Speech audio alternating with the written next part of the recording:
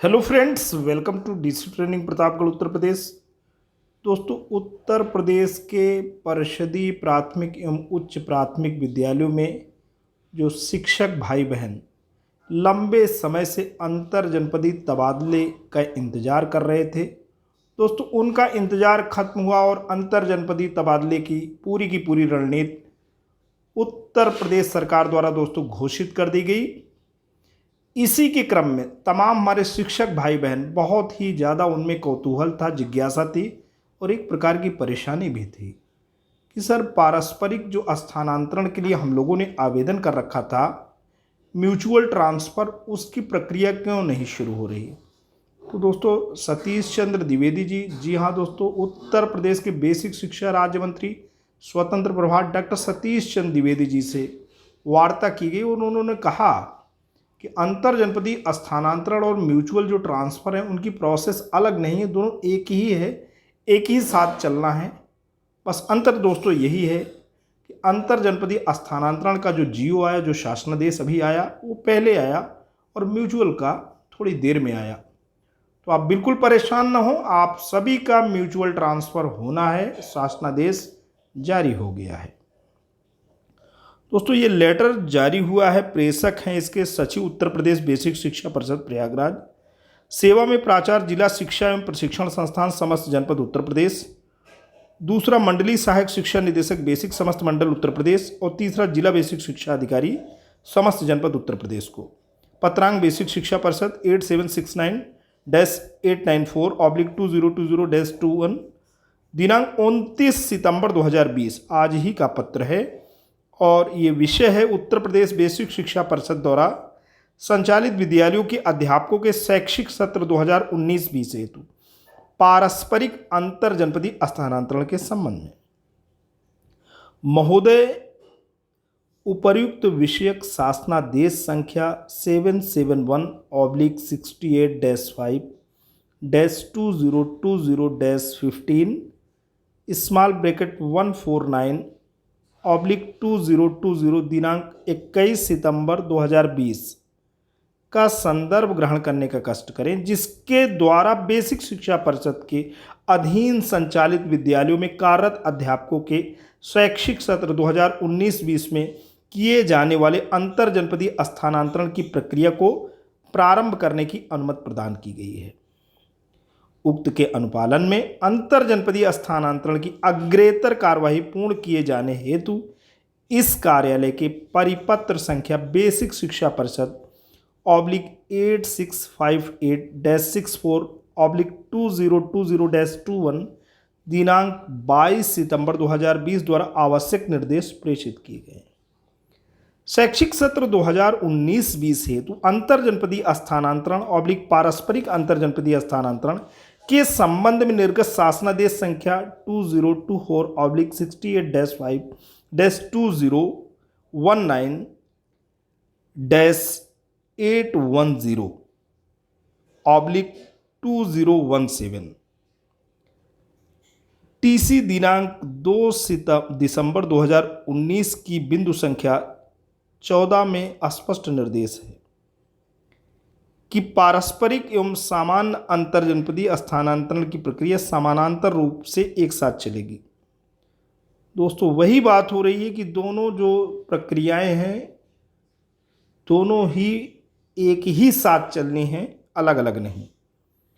अब यहाँ पे आते हैं कि शासनादेश दिनांक 2 दिसंबर 2019 के अनुपालन में शैक्षिक सत्र 2019-20 हेतु अंतर जनपदीय स्थानांतरण पारस्परिक अंतर जनपदीय स्थानांतरण के अंतर्गत पारस्परिक अंतर जनपदीय स्थानांतरण हेतु वेबसाइट पर कुल 9,641 रजिस्ट्रेशन प्राप्त हुए।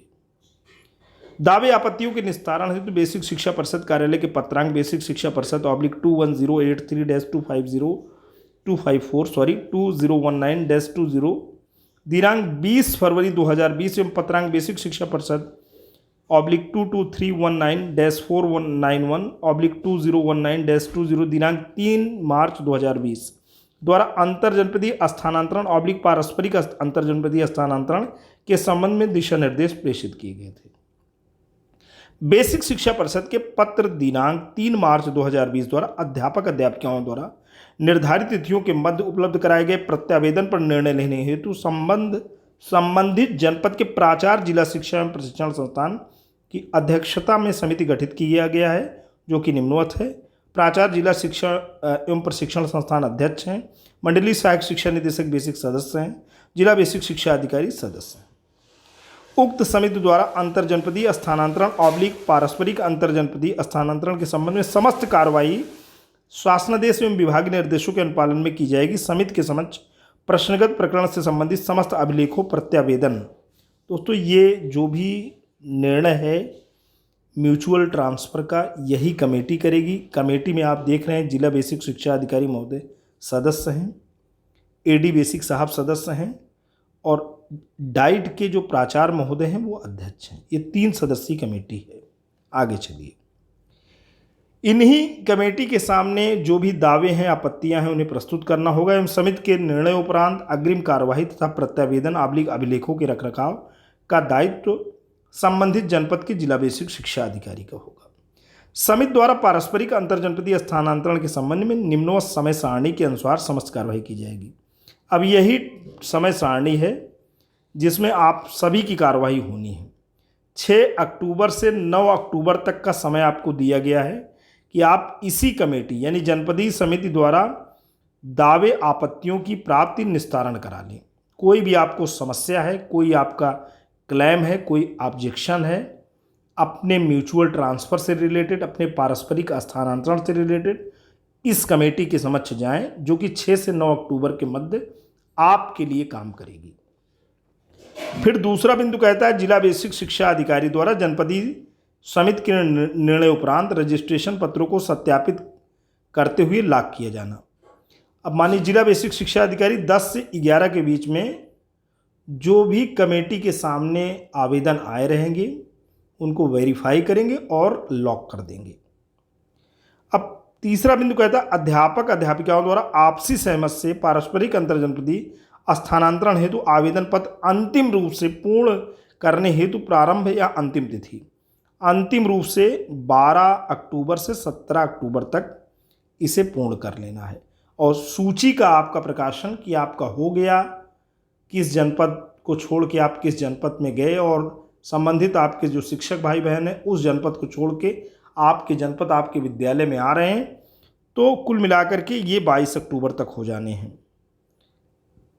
अब आगे चलते हैं। मंडलीय सहायक शिक्षा निदेशक बेसिक अपने मंडल के समस्त जनपदों हेतु दिनांक 6 अक्टूबर 20 से 9 अक्टूबर 20 तक प्राप्त दावे आपत्तियों निस्तारण हेतु निर्धारित तिथियों के मध्य जनपदवार संबंधित जनपद के प्राचार्य जिला शिक्षा एवं प्रशिक्षण संस्थान की अध्यक्षता में बैठक का आयोजन कराएंगे, जिसमें मंडलीय सहायक शिक्षा निदेशक बेसिक स्वयं एवं संबंधित जनपद के जिला बेसिक शिक्षा अधिकारी प्रतिभाग करेंगे। संबंधित मंडलीय सहायक शिक्षा निदेशक बेसिक मंडल के समस्त जनपदों के लिए समय सारणी निर्धारित कर प्राचार्य जिला शिक्षा एवं प्रशिक्षण संस्थान तथा जिला बेसिक शिक्षा अधिकारी को अवगत कराएंगे। समिति की बैठक के दिनांक की सूचना जिला बेसिक शिक्षा अधिकारी खंड शिक्षा अधिकारियों के माध्यम से प्रसारित कराएंगे, जिससे संबंधित अध्यापक अध्यापिका यदि व्यक्तिगत रूप से उपस्थित होकर समिति के समक्ष अपना प्रस्तुत जी हाँ दोस्तों, समिति के समक्ष टीचर जाएगा, अपना पक्ष रखेगा। अगर वो अपना पक्ष रखना चाहता है, प्रस्तुत करना चाहता है, तो समिति के समक्ष निर्धारित तिथियों में उपस्थित हो सकें। चौथा बिंदु है अध्यापक अध्यापिकाओं द्वारा उपलब्ध कराए गए प्रत्यावेदन दावे आपत्तियों को एक पंजिका में क्रमशः क्रम संख्या प्रत्यावेदन प्राप्त करने वाले का नाम, विषय, प्राप्त करने वाले के हस्ताक्षर, प्राप्त कराने वाले का हस्ताक्षर, निस्तारण की तिथि के क्रम में सूचीबद्ध किया जाएगा। यह कार्य जनपद के वरिष्ठतम खंड शिक्षा अधिकारी की देखरेख में होगा। प्रत्यावेदन देने वाले अध्यापक अध्यापिका को एक प्राप्ति रसीद प्राप्त कराई जाएगी, जिस पर पंजिका का वह क्रमांक अंकित होगा जिसके सम्मुख संबंधित अध्यापक अध्यापिका का नाम अंकित है। यह प्राप्त रसीद जिला बेसिक शिक्षा अधिकारी द्वारा प्रति हस्ताक्षरित कर संबंधित अध्यापक अध्यापिकाओं को प्राप्त कराया जाएगा। अध्यापक अध्यापिकाओं द्वारा उपलब्ध कराए गए प्रत्यावेदन दावे आपत्तियों के निस्तारण के उपरांत इस पंजिका को समिति द्वारा हस्ताक्षरित कराया जाएगा तथा इसकी सूचना परिषद कार्यालय को सूची सहित प्राप्त कराई जाएगी। पांचवा बिंदु है जिला बेसिक शिक्षा अधिकारी द्वारा किसी अध्यापक अध्यापिका के रजिस्ट्रेशन पत्र को त्रुटिवश असत्यापित अथवा निरस्त कर दिया जाता है। ऐसे प्रकरणों को समिति के समक्ष प्रस्तुत करते हुए अनुमोदन उपरांत सत्यापित करते हुए कार्रवाई की जाएगी। छठवां बिंदु है अध्यापक अध्यापिका द्वारा पारस्परिक अंतरजनपदीय स्थानांतरण हेतु ऑनलाइन आवेदन प्रक्रिया के अंतर्गत किए गए रजिस्ट्रेशन के किसी भी प्रविष्टि में कोई परिवर्तन नहीं किया जा सकेगा। अब यहाँ दोस्तों देखिए कितनी बड़ी बात लिखी है, आपने जो भी एंट्रीज कर दिया है, आपने म्यूचुअल ट्रांसफ़र के लिए जो भी एंट्री कर दिया है, अब उसमें कोई चेंज नहीं होगा। ऐसे अध्यापक अध्यापिका जिनका रजिस्ट्रेशन जिला बेसिक शिक्षा अधिकारियों द्वारा कैंसिल कर दिया गया है, यदि उनके द्वारा प्रस्तुत प्रत्यावेदन पर समिति द्वारा यह निर्णय लिया जाता है कि उनके रजिस्ट्रेशन को स्वीकार किया जाना है, तो ऐसे अध्यापक अध्यापिकाओं के रजिस्ट्रेशन को जिला बेसिक शिक्षा अधिकारी के लॉगिन आईडी से सत्यापित करते हुए स्वीकृति प्रदान की जाएगी। कुल मिलाकर के ड्यू टू सम रीजंस अगर जिला बेसिक शिक्षा अधिकारी महोदय ने उसे कैंसिल कर दिया है तो उसको फिर से एक्सेप्ट कर लिया जाएगा, लेकिन फॉर्म में जो आपने फिलअप किया है उसमें कोई चेंज नहीं होगा।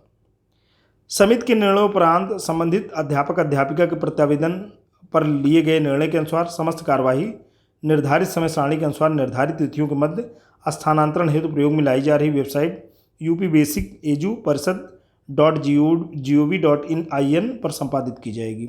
उक्त समस्त कार्यवाही समिति के माध्यम से ही संपादित की जाएगी तथा इसका संपूर्ण उत्तरदायित्व समिति का होगा।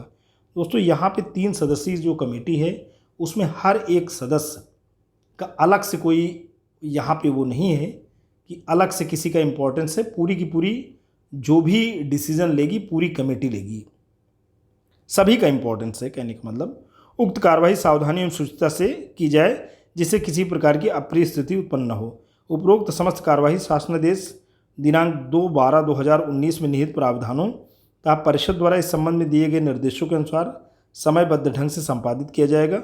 उक्त कार्य में किसी भी प्रकार का विलंब, शिथिलता, अनियमितता की स्थिति में संबंधित का उत्तरदायित्व निर्धारित किया जाएगा। यह कार्य अत्यंत महत्वपूर्ण है, अतः समस्त कार्यवाही नियमानुसार एवं पूर्ण पारदर्शिता के साथ उक्त समय सारणी के अनुसार निर्धारित समयावधि में पूर्ण कराना सुनिश्चित करें। भौदी प्रताप सिंह बघेल, सचिव, उत्तर प्रदेश बेसिक शिक्षा परिषद प्रयागराज। तो दोस्तों आज के लिए इतना ही। ये वीडियो इन्फॉर्मेशन आपको कैसा लगा? आपको अगर अच्छा लगा हो तो प्लीज़ लाइक करना, चैनल पे कमेंट करना। लेकिन अगर आप डीसी ट्रेनिंग प्रतापगढ़ उत्तर प्रदेश के इस खूबसूरत यूट्यूब चैनल पर नए हैं, पहली बार विजिट कर रहे हैं, तो प्लीज़ इसे सब्सक्राइब करें। जब भी आप सब्सक्राइब बटन प्रेस करते हैं बराबर से एक बेल आइकन आता है, उसे प्रेस करें और चैनल को सब्सक्राइब करें। Thanks for watching and listening. This is जय प्रकाश दुबे साइनिंग ऑफ।